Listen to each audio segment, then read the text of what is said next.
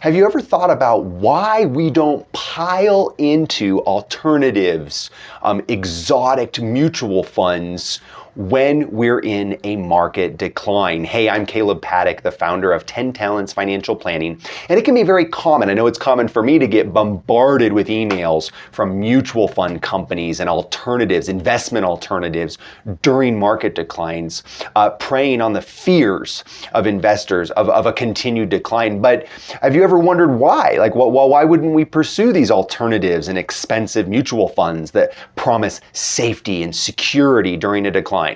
Well, the next time you hear of an alternative, I want you to go and look at this and look at the performance and the track record over the last, say, 10 to 15 or 20 years.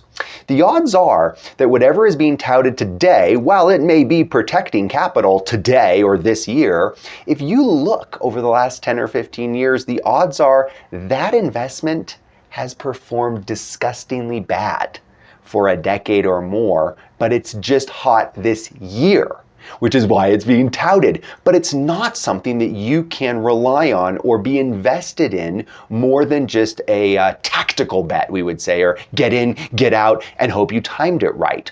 So that's probably the main reason. It's not a sustainable strategy to be hunting for alternatives and expensive fund managers. Think back if you were investing during the great financial crisis. Coming out of that, we had things like merger arbitrage funds, bond alternative funds, safety mutual funds. There were mutual funds with safety in the title coming out of the great financial crisis. You can imagine why.